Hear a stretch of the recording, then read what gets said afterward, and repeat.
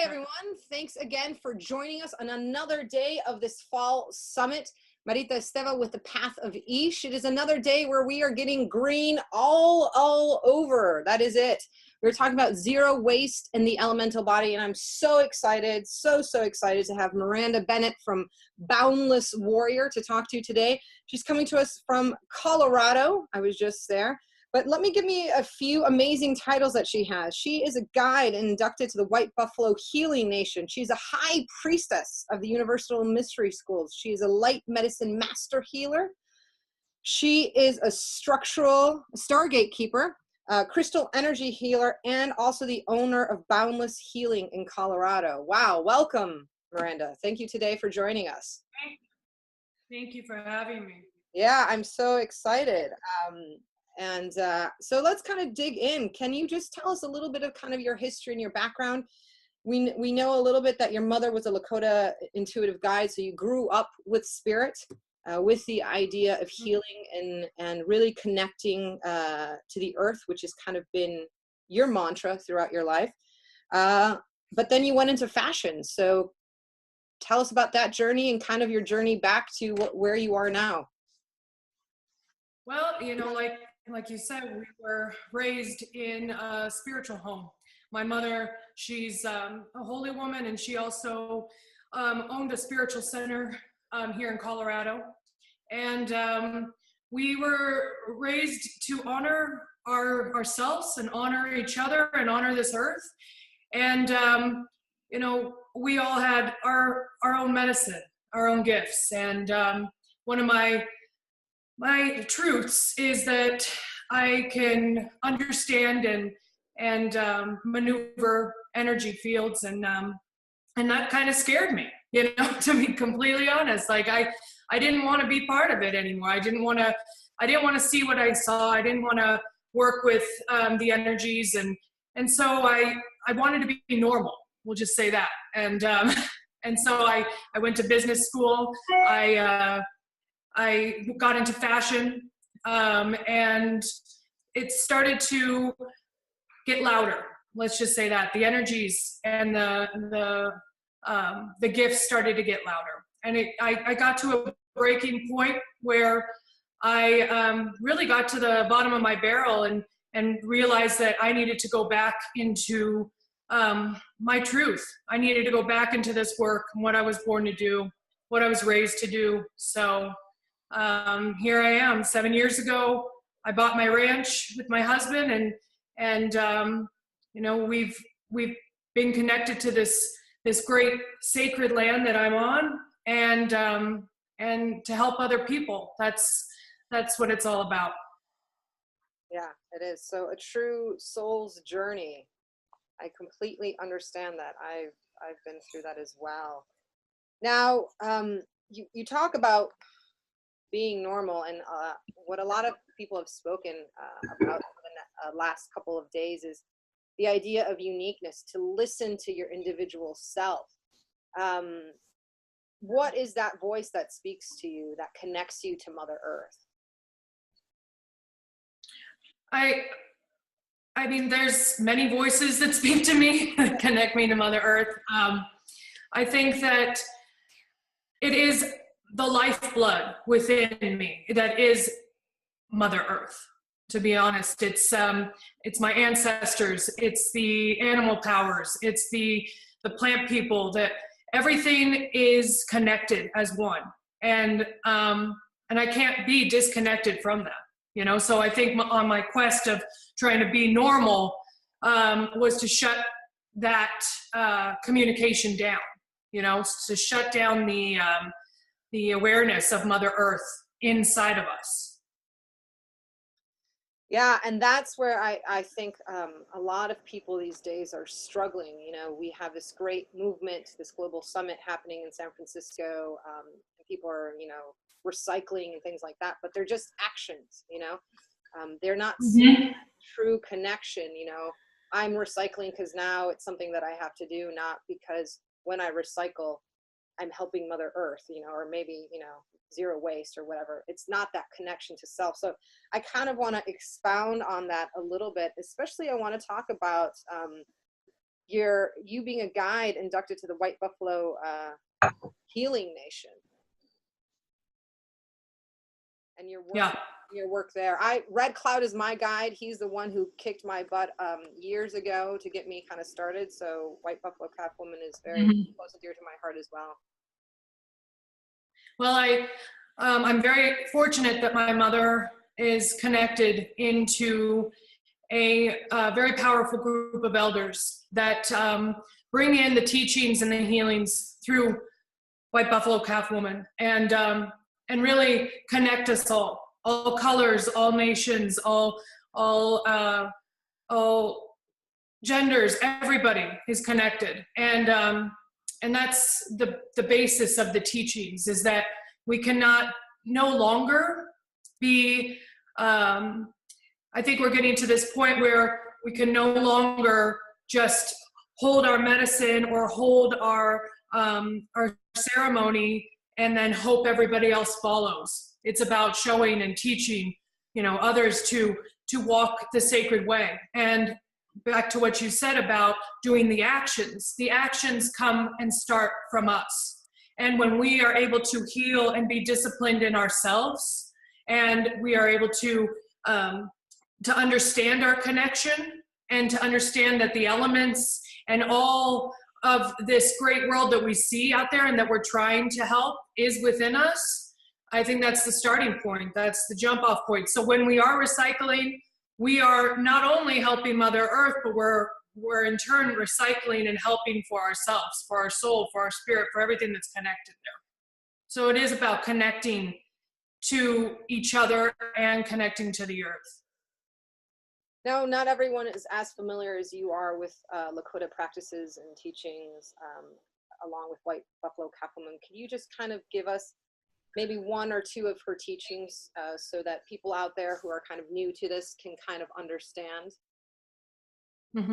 I think one of the most important teachings is the sweat lodge, or the inipi, and that is where we go into the womb of Mother Earth, and where we release all of the things that hold us back, from doing our great work, all of our trauma and our pain. We release that to Mother Earth, and we get a healing from the ancestors, from the stones that are put into the inipi, and we get a awareness or a message that comes in, and we connect on a very deep level in that lodge.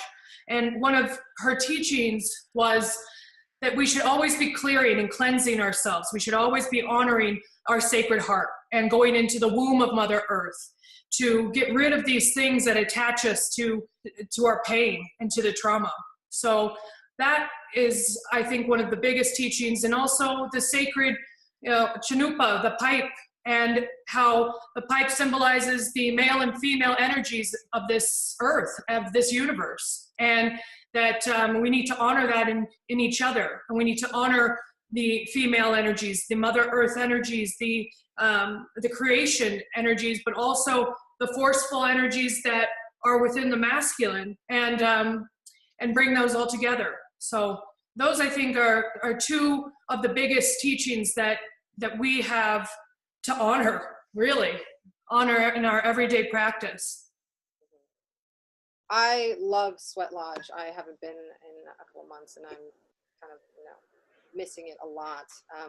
But not a lot of people can go to Sweat Lodge. It's not as available for them. But what are ways you think that we can bring in the teachings or the clearings that people can do kind of a daily basis to continue to keep our heart connected to our truths and not those kind of conditioning lies? I think the biggest clearing is to understand what shadows or what darknesses or what things that don't serve us, what those are in our lives, and then to be very aware of how those other forces or the controlling forces or whatever you want to call it, how that manipulates our everyday process, and how we can clear that away by realizing, okay, if something does not serve me or affects me in a negative way, or affects this earth or my family or the people I love in a negative way, then how can I do my part in clearing that away? So it means maybe being more disciplined in what you eat, being more disciplined in, you know, the alcohol you drink, or being, you know, disciplined in how you handle yourself with others. Like, are you talking badly about your fellow man or woman? Are you treating people the way you want to be treated? And just being very aware of that, and not being caught in a cycle or a wheel that somebody else has created for you. And so that goes into the environment. So I don't want to fill myself up with trash, so I'm not going to support, you know, food that is not of the purest form, that I know it comes from an organic source, that I know that it's made without hormones and all these bad things. So I think just being aware of what doesn't serve our highest self, our truest self. Yeah, a lot there to unpack. What it seems to be keep coming up is this idea of discipline and practice. You know, these aren't easy things to do. You know, there's no 5-minute quick fix, you know, clear your past trauma. There's none of this. This is truly a journey. You know, I'm calling it kind of the green road, in the sense of healing the earth and healing the body. So you live in Colorado. You're surrounded by amazing nature and stillness of those mountains. That's kind of what I took away from Colorado, this amazing stillness. I'm here when I'm home in California, out by the ocean, an amazing garden. But not everyone gets that lucky. You know, I travel a lot to a lot of cities, and even not huge cities, but where you can definitely see, I'll give you an example, you know, Minneapolis, where everyone is moving to cities, and even though they're very agrarian, and it's Minnesota or even Michigan, there's still a call to cities. So with this call to cities, we're losing that connection to earth. And I know you work with people long distance, how can people who live in cities connect to Mother Earth in maybe a daily practice that they can begin? Or how do you work with these people? Well, I believe that visualization and meditation are extremely important in our day-to-day practice, so that we can actually go out of wherever we are in that space, whether it is in the city or you know, and even in the country. We can go wherever we need to go through meditation, through visualization, and I think that, you know, it's really important to learn about new places, to study other far off lands, or other, you know, go into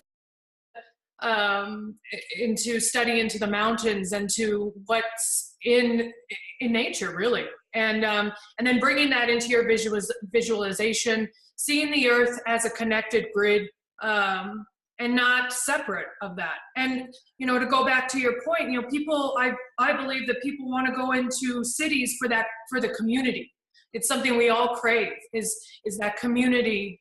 And there's a power in that too, to feel that energy and connection, not only with the earth and that earth grid, the city that you're in, but to feel that connection and that healing to all the people that you're surrounded by. So, and that is, in a sense, that is what we are here to do, is to connect with each other, to connect with the earth. And so no matter where you're at, you can do that. You know, I love that. Again, a lot of conversation about connection. You know, there's this whole idea of the quote unquote lone wolf. And I actually am part of a wolf pack here. I walk wolves, and the people who've had these wolves are like, that's ridiculous. There's never a lone wolf. They're just in between meeting their community and meeting their pack. And that's something that I kind of try to talk to people, because this idea, this westernization of individualization is so powerful that we're afraid to make community. But at the same time, we have virtual connections, right? And are those true connections? Mm-hmm. Are they real? I lived in San Francisco for a long time, and I've seen that city change. And I'm living in the hub of Facebook and YouTube and all of those things. And I was talking to a chiropractor, and he was saying that the people that are coming for healing now, just to be touched because they're sitting at their desks and have to get raised, and aren't used to human touch.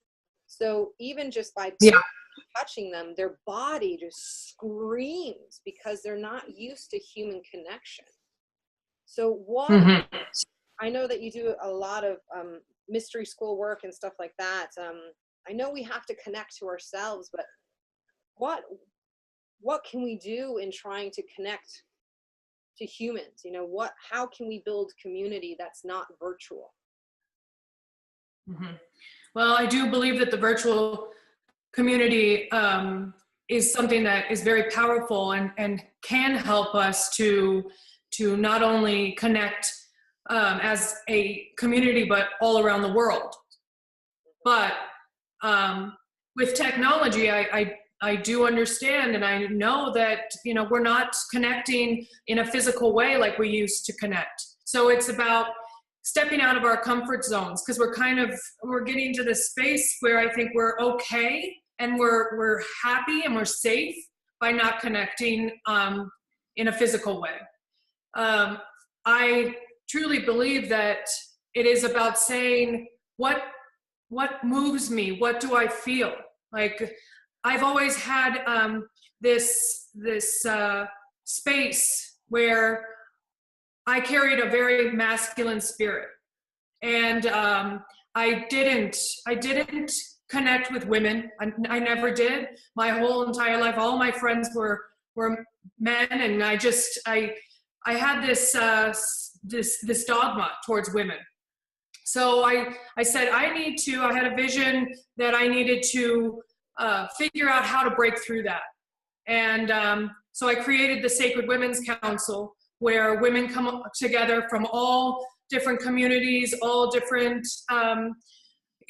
economic structures, and we sit and we figure out what we can do to make a difference. So I do think it's about going past that comfort zone of what we're kind of being programmed into with technology, and going deeper and saying, okay, I realize that I need this personal force. I need something to connect to on a personal level, and then going past those things that are uncomfortable and creating something, or being involved with something, community outreach programs, something that you're passionate about, being able to help somebody that is less fortunate than you. So I think it is about going past our comfort zones and also doing something that feels good, like feels good for us and feels good for others, helping, and not in a selfish way. So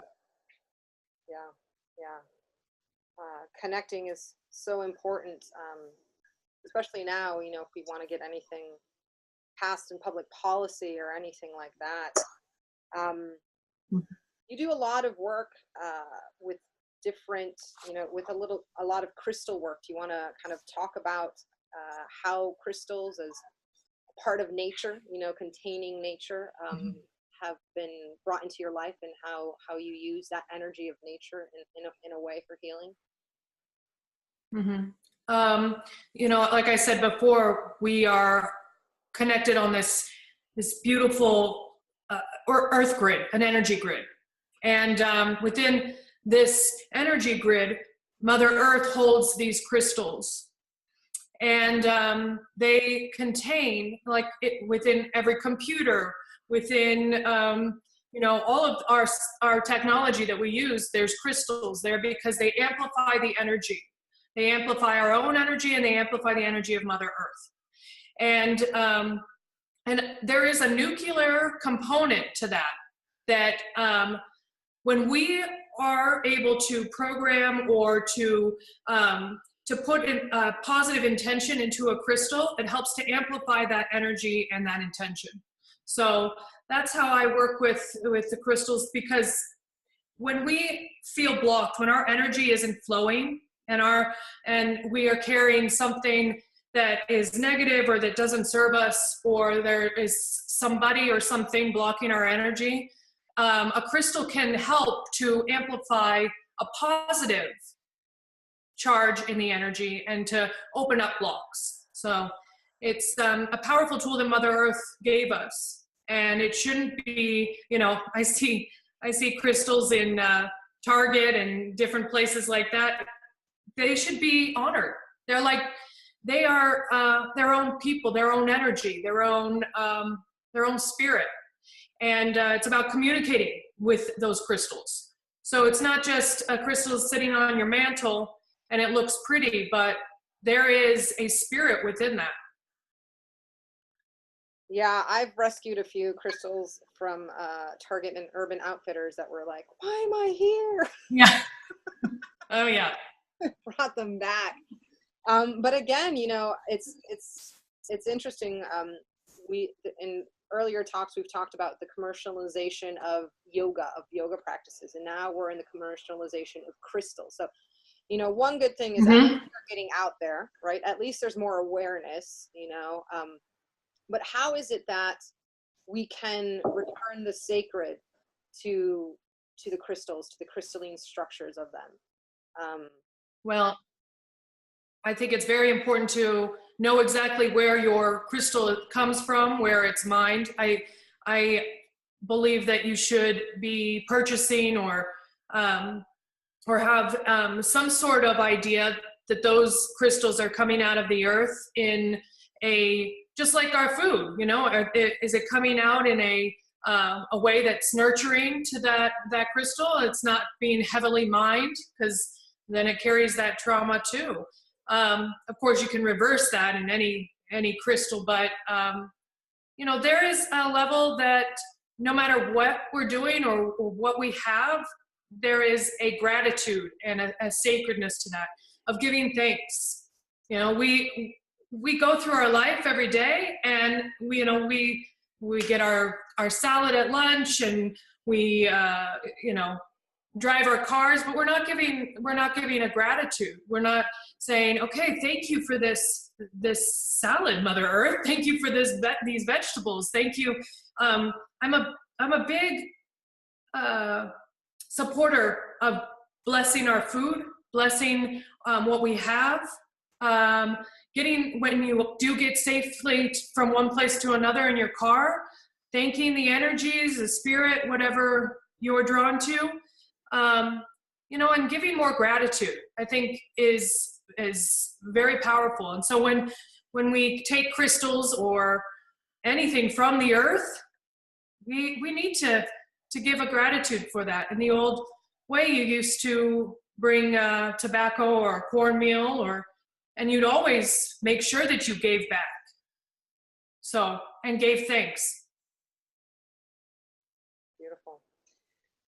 Yes, the power of gratitude, that is something missing. You know, I tell people all the time that gratitude is so important. It raises your vibration, right? You get out of that, I don't have, I'm not enough, but if you're grateful, it starts shifting things. So thanks for mentioning that, and blessing food. You know, it's so, we overlook that. Yeah. So many times, you know, because we're in this mode of, like you said, like, I gotta eat, I gotta run, like we're just fueling our bodies barely, right? Barely. And not that those ingredients that we're putting inside of us are part of who we are, right? And things like that. You mentioned Earth Gridlines. I'd love for you to be able to kind of explain that to a lot of people who maybe don't know Earth Gridlines. I know Colorado is a huge place for ancestral grid lines. So could you kind of talk about grid lines and how to connect to Mother Earth in that way? Well, there are actually maps, and there are ley line maps, they're called, that you can find through the internet, through different sources. Freddie Silva has actually, the author, has made a book about grid lines. But in all traditions, there is this theory, and I believe it to be true, that there are these spirit roads that you walk a specific road because your energy is drawn to that space, that area, wherever you live. There is something that is drawing you for your great work there. So they are these energy vortex lines. So there are sacred spaces all over the world, and whether naturally or in sacred temples too, that they have, they are on a center or a vortex of where these grid lines all come together. And it is, in a way, Mother Earth giving to us, really, of her energy and helping to heal us, really, to amplify our energy. And it helps to guide us, to bring in visions, to bring in healing, to go beyond this realm or this dimension. And you know, they're everywhere. They're probably outside of your door right now. You know, they're in every space. So I believe it is a protection that Mother Earth has given us, and that amplifies our energy. And if we tap into it and we are able to like really ground into the earth or sit within Mother Earth, we can be in that grid line in 2 seconds. Can be in that energy vortex. And we don't, yes, there are beautiful and sacred spaces that hold a large amount of this energy, but it's outside of our door, you know? Yeah, it's just learning to, again, be grateful and to connect to it, you know, and attach kind of your grid lines to Mother Earth. Technology continues to be fun today. So I know. It's so funny. Even before this, I like smudged the computer and I was like, okay, today it's going to be, you know, I'm humbled over and over again, and that is fine. That is fine. We are all one. Yeah. I'd love to dive into your Egyptian school that you're doing. Not only are you doing kind of, you know, ancient teachings and things passed down from grandmothers and grandfathers, but in your heritage and line of Lakota, but you're also part of a mystery school and kind of combining a lot of thoughts and structures and teachings, medicine teachings from different areas. So I'd love to hear a little bit about that.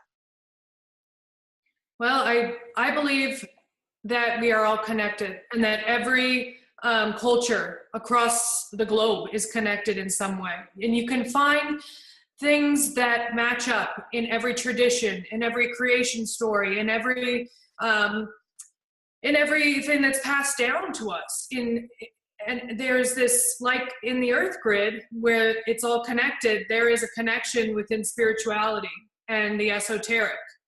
And I believe that we are programmed to think that all of this creation was started so only a few thousand years ago.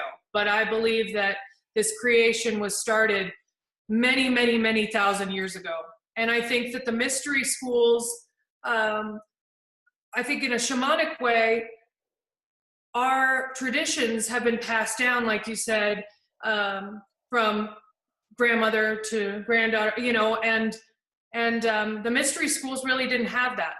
They kind of just locked up and kept everything as secret as they could for a good reason, because it can be very powerful too. But then, you know, we got programmed into thinking that there wasn't a spiritual center, that everything was created through religion.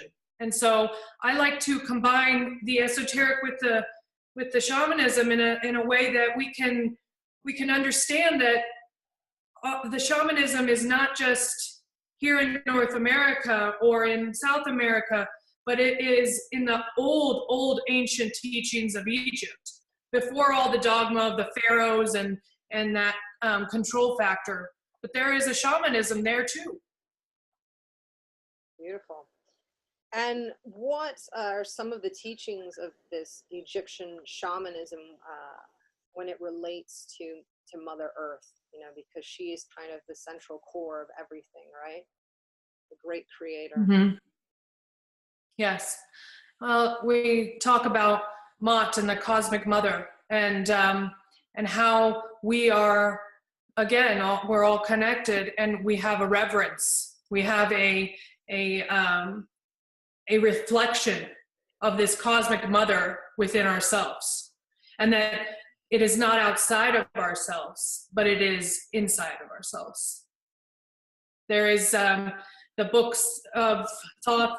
There are the Emerald Tablets that go back into the basis of this shamanistic code. I truly believe there was a code of ethics that everybody had, a universal respect for Mother Earth, for the universe, for everything that we come in contact with, whether it's spiritual or etheric or person to person, but also a connection to ourselves and seeing that.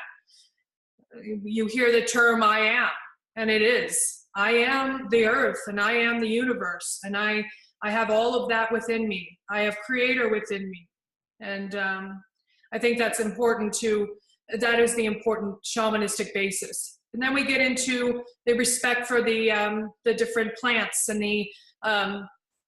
the respect in hallucinogenic plants, and how that helped in a lot of initiation ceremonies, and how it helped people to go beyond this dimension so that they could get the information they needed to bring back to this physical realm.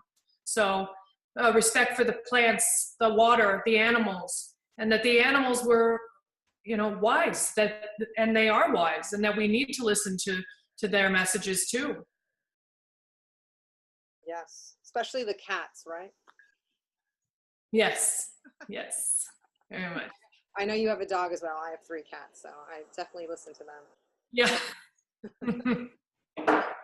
Beautiful. Now, I know you and I once had a discussion.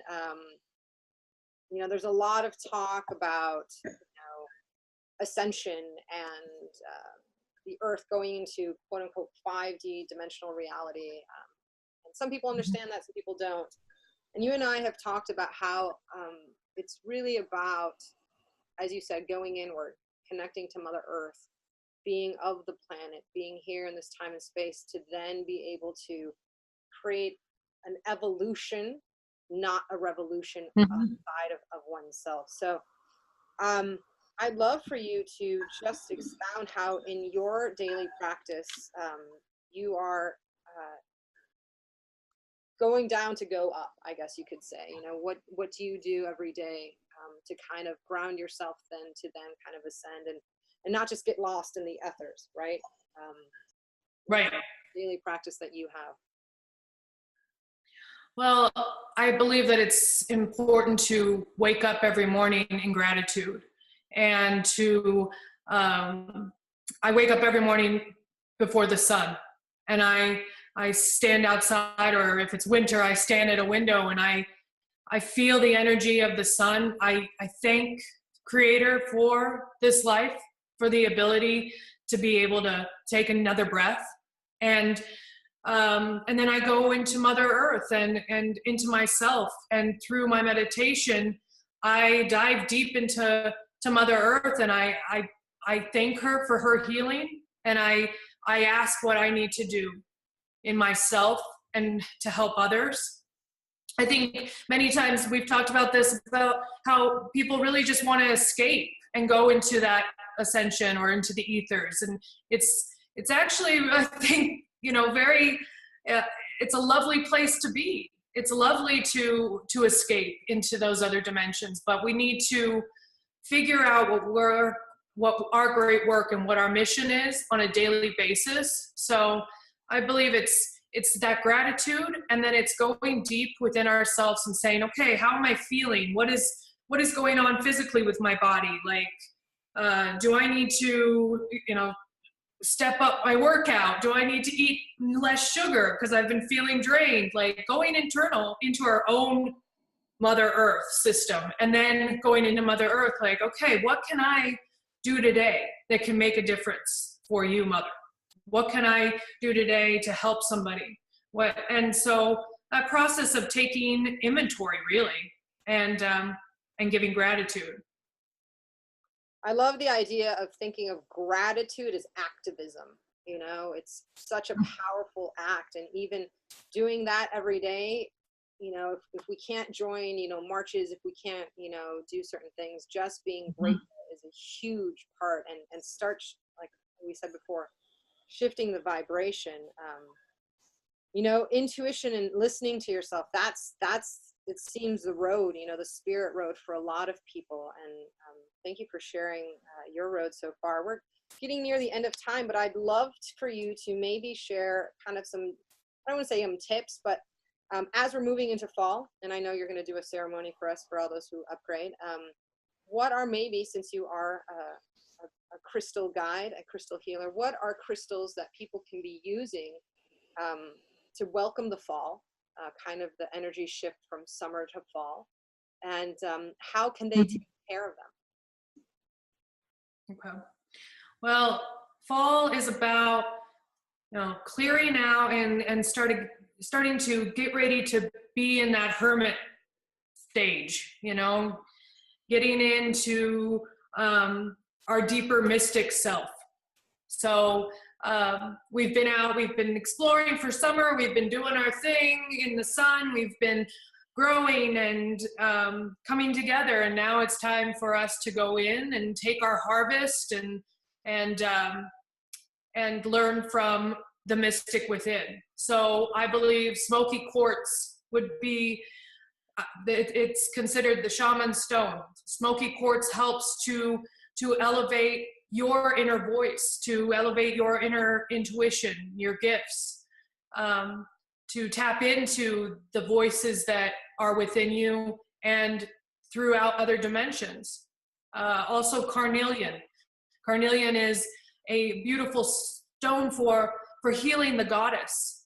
And we all carry the goddess energy within us, no matter male or female. We all do. And carnelian helps to align us with that deep nurturing of our spirit. So those are two that I think are very powerful for fall.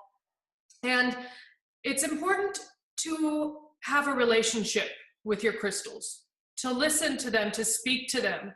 And, you know, it's not wacky or crazy. They carry this energy, and they carry these codes. They carry the vibration of your voice. They carry the vibration of your intention. So it is about speaking and putting a energy into your crystals that is in the truest intention for your healing or healing for others. And to clear them in running water. I mean, if you don't have a river or some sort of pond, then to clear them in cool, crisp water, to clear them in the, you know, there's advice about clearing in the moons and the suns. But I believe you can do all of that, and you can clear all your crystals all you want, but if you don't have a relationship with them, they're just going to be pretty stones on the altar. It's like, you have to activate your stones, and you have to have a relationship with them. Yeah, my stones talk to me all the time when they want to be moved around. Sometimes they want to go outside. Sometimes they're like, we need to refresh this altar here. Yeah. I have a lot of stones that love flowers as well, so they ask me for flowers. Oh yeah. Well, and living plants, you know, to put those by your stones, or put your stones inside potted plants within your house, it brings in a vibration that, you know, they feel like they're back in the womb of Mother Earth still. Because you got to think about it, it's pretty traumatic. They've been dug up and torn out of their mother. So I think giving them as much sweetness with flowers and helping them be in nature is important too. Beautiful. Well, thank you, Myranda, for taking the time today. Amazing words of wisdom and connection, and excited about the ceremony that you'll be offering later on. But if you want to stay in tune with Myranda, of course, there will be details, how to connect with her, how to connect with her shamanic mystery schools that she's giving online, and also all the dealings with her ranch. So Thank you, Myranda. I'm excited to. Thank you. Yeah, definitely. Thank you so much. I appreciate you, and I appreciate everyone that is tuning in and helping us and bringing this this awareness about the earth and awareness about yourself. So thank you. Thank you for doing this. I honor you. I honor you. Thank you so much, Aho.